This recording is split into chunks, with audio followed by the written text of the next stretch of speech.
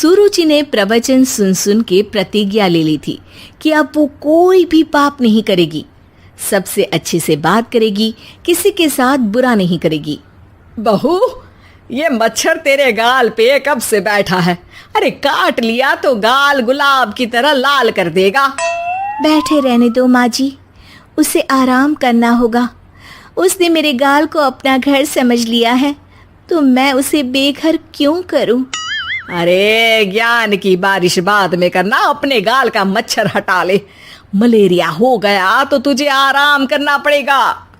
माँ जी, dengue malaria तो सांसारिक बीमारियां हैं, हमें इनसे ऊपर ही तो उठना है ना। अरे बेटा, इनसे आदमी ऊपर ही उठ जाता है।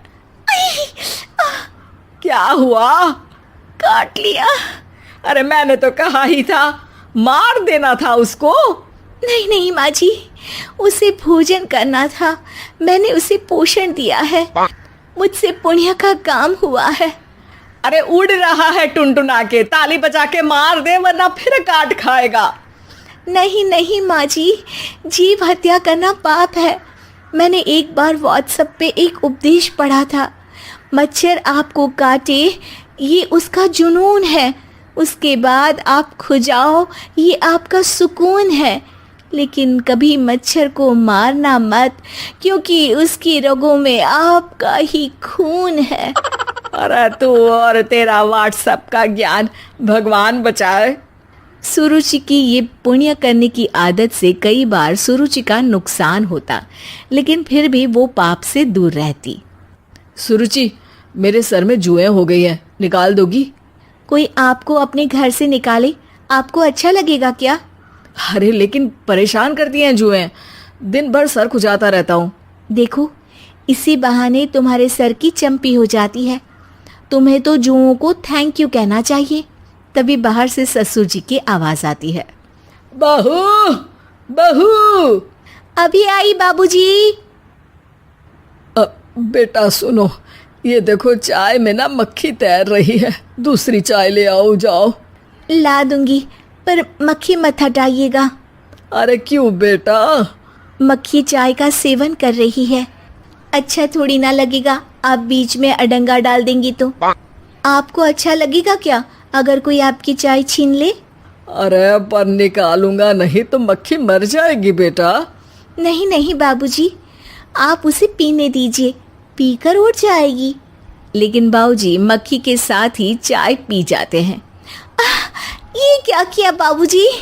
अरे मक्खी सिर्फ चाय ही क्यों पिए, आज सुबह मैंने मिठाई भी खाई है, पेट में ही है, वो पेट में चाय भी पीती रहेगी और मिठाई भी खाती रहेगी। सुरुचि को समझ में नहीं आता कि वो बाबूजी के इस कारनामे पर क्या जवाब दे। वो सास के पास जाती है। सास के हाथ में एक खटमल मारने की दवाई है। माँ जी, आपके हाथ में ये क्या है? अरे बेटा, तू तो बीए पढ़ी है, इतना तो पढ़ने में आया ही होगा कि ये खटमल की दवाई है। माँ जी, आप क्यों मार रही हैं खटमल? मत मारिए माँ जी, आप अपनी नींद के लिए खटमलों को हमेशा के लिए सुला देना चाहती हैं। अरे अब चुप भी हो जाओ देवी, पुरानी दवाई है, एक्सपायर हो गई है, फेंकने जा रही हूँ, नहीं मार रही हूँ खटमल। और वैसे भी खटमल से ज्यादा तो तूने हमारी नींद हराम कर रखी है। माँ जी, पुण्य करना चाहिए, आपको तो ज्यादा करना चाहिए, आपकी तो उम्र भी हो रही है। अरे उम्र से याद आया, बैंक में जाकर जन्म तारीख सही करवानी है, तैयार हो जा, कल स्कूटी चला के ले जाना मुझे। अगले दिन सास घर से निकलने से पहले दही शक्कर खा रही है और जल्दी जल्दी में हाथ नहीं धोती। बहू स्कूटी निकालती है और सास ताला लगाती है। ताला लगाते वक्त शक्कर के दाने ताले पे रह जाते हैं और दोनों सास बहू हड़बड़ी में घर से बाहर निकल जाती हैं। अच्छा हुआ कि तेरी स्कूटी में सेल्फ स्टार्ट है, वरना तू तो बोलती कि मैं किक नहीं मारूंगी, किक मार दी तो पाप लगेगा। माँ जी, इस तरह मजाक करना भी पाप होता है। दोनों सास बहू बैंक पहुंचती हैं। अभी लंच टाइम है, बाद में आना।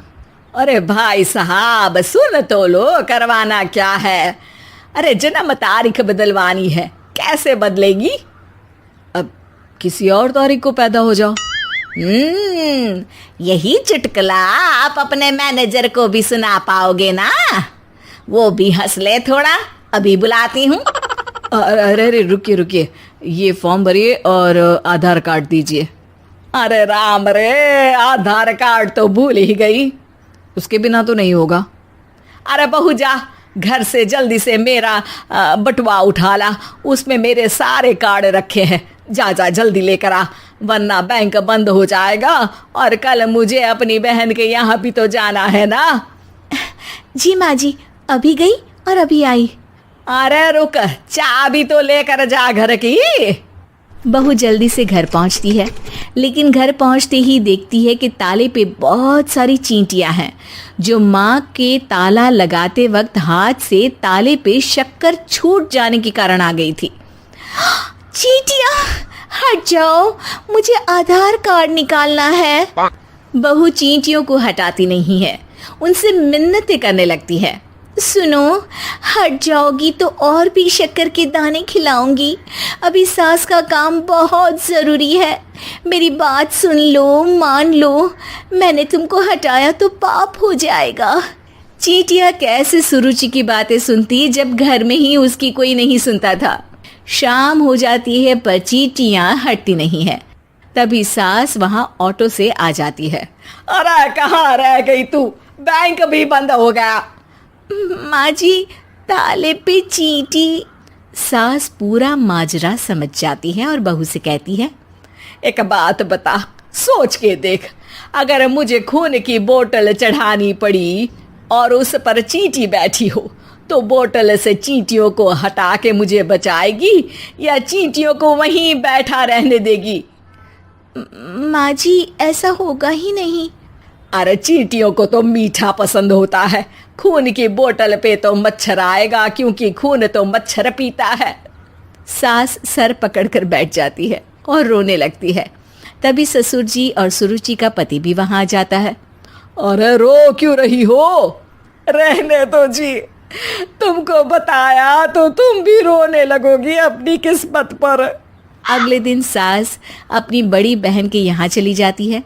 पति अपना काम कर रहा होता है और सुरुचि उसके पास जाकर कहती है, ये जुएं ख़त्म करने की दवाई है, मैं मालिश कर देती हूँ। अरे लेकिन तुमको पाप नहीं लगेगा? अपनों की खुशी के लिए अगर छोटे मोटे पाप करने पड़े तो वो पाप अच्छे हैं जी।